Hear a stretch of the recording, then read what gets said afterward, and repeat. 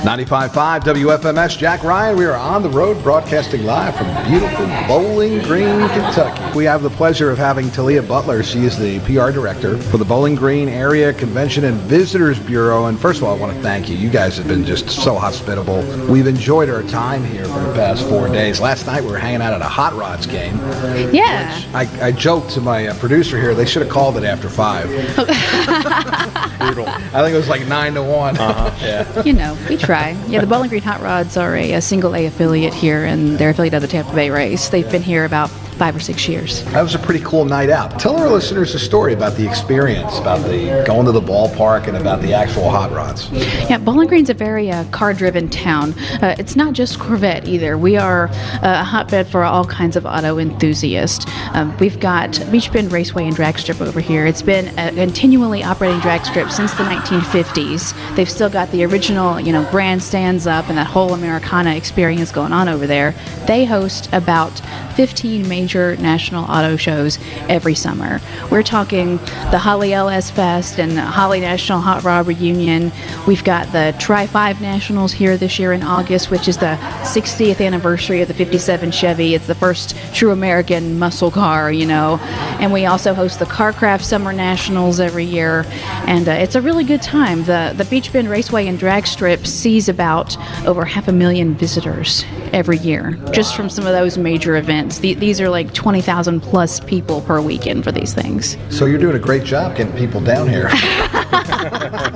Well, what they like to do is they have over 500 campsites around the Beach Bend Park as well. So they will just come for an entire week and set up and camp and bring their cars there, or they'll come for the weekend and keep their cars locked up, because these aren't the kind of cars you want to drive around town necessarily. They want them just for the car show or just the special racing ones for the drag strip. Yeah, it's all about history. Some really cool cars. Yeah. So many cool things to do down here. Of course, the franchise, as they like to call it, visiting the National Corvette Museum, the great Beach Bend Park and Splash Lagoon.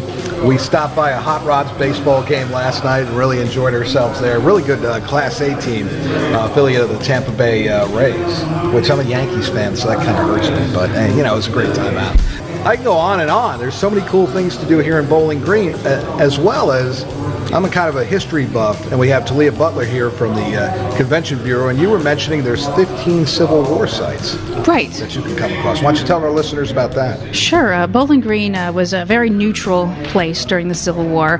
Back in 1861, we were occupied by Confederate troops, but by 1862, they'd been pushed out by the Union troops, and they remained here for the rest of the war.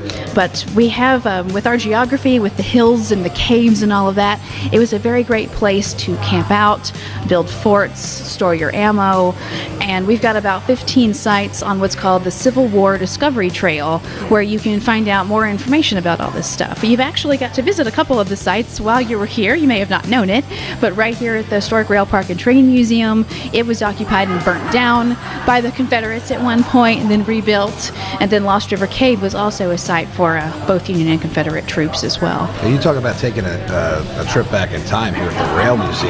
We had Jamie Johnson telling us about that. And some really cool historic facts right here. I mean, a pullover sleeper train, Pullman sleeper train. They also have a Duncan Hines dining car here as well. She mentioned that. Yeah. And Duncan Hines was a real guy. He was from Bowling Green. Betty Crocker is fake. She is made up. Duncan Hines was a traveling salesman who traveled around the Kentucky highways selling his goods, and he would take notes of the greasy spoons he stopped at along the way and go into their kitchens and inspect them. And he got all these different reviews, per se, put together into a book called Adventures in Good Eating. And restaurants would actually pay him to sell the recommended by Duncan Hines label to put at their entrance, because people would trust his judgment because of this book he produced. So then he sold his Duncan Hines name to all these brands, and he eventually got over 120 items with his name on it. And we have a whole exhibit dedicated to him at the Kentucky Museum on our university campus. There's going to be a lot of happy Duncan Hines fans and a lot of disappointed Betty Crocker fans. He's truly a cake mix king, and his original home here is still intact, and they left his 1960s kitchen the exact way that he left it. We also heard about Bisquick. Jamie was telling us about that, right? Yes, that was invented right here for the railroad use, absolutely. See, that's why you all need to come down to Bowling Green. It's such an interesting place, and when I drive around the area, I think family, fun, history. Yeah. Those are the 3 words I get: family, fun, history. Thank you so much. We've enjoyed ourselves here, and you guys have been so hospitable. We really appreciate it. Thanks for coming.